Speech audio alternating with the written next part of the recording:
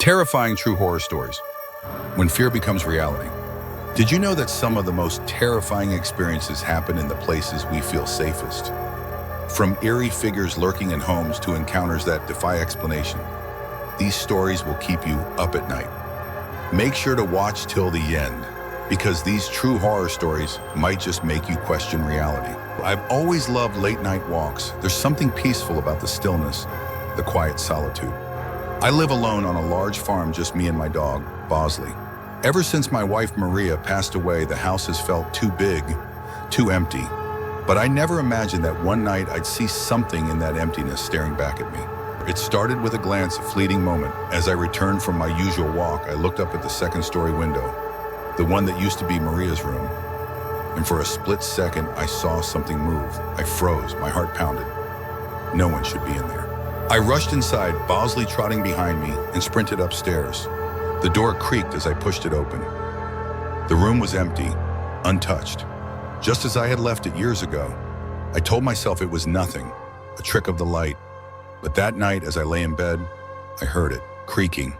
Slow, deliberate footsteps coming from that room above me. Bosley growled. I grabbed my flashlight, forced myself up the stairs, and found nothing again. But the next night, something changed. I woke up to the kitchen lights on. I never leave lights on. That's when I knew someone was in my house. I called the police. They searched the entire place, found nothing, said it was probably my imagination. Then the worst night came. I couldn't sleep. So I went upstairs, determined to put my mind at ease.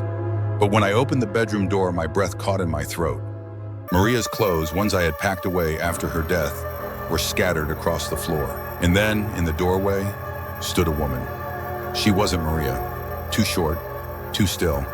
I ran at her, but she bolted down the stairs and out the front door before I could catch her.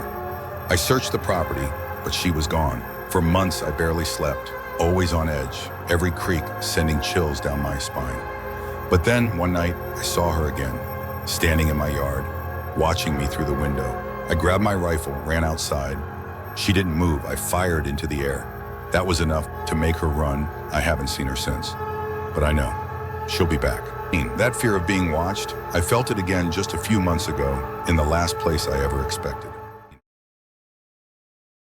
I work for a catering service, often driving late at night. One evening after a long shift, I stopped at a McDonald's drive-thru around 2 a.m. Nothing unusual, until I noticed it. A beat-up Volkswagen parked in the farthest corner of the lot. Tinted windows, not moving. Something about it unsettled me. I shrugged it off, got my food, and left. But as I drove toward a quiet, scenic overlook to eat, headlights appeared in my rearview mirror, the Volkswagen.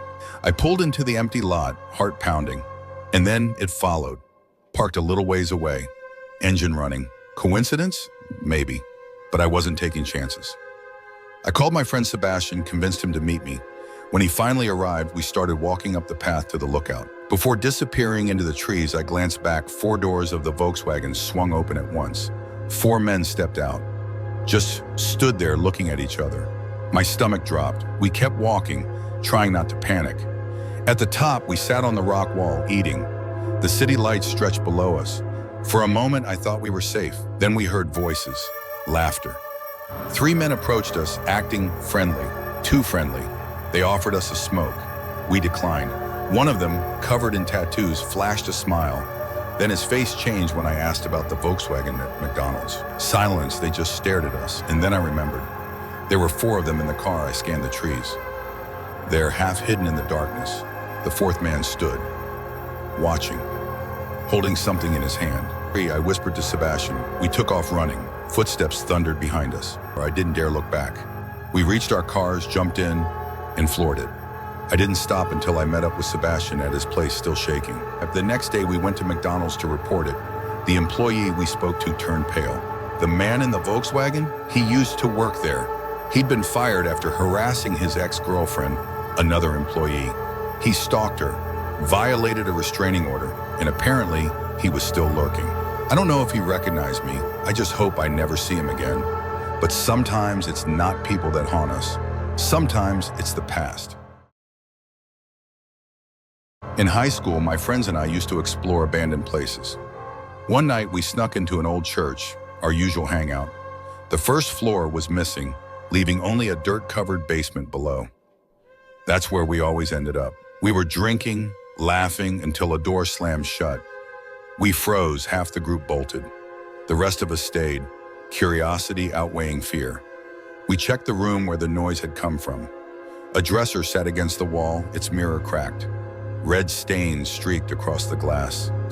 They were still wet. My stomach turned. Then I saw it, an old black and white photo of a woman in a wedding dress. Her smile, wrong, unsettling. That's when we heard it, a rustling. Coming from the room we had just been in, I turned back to my friends.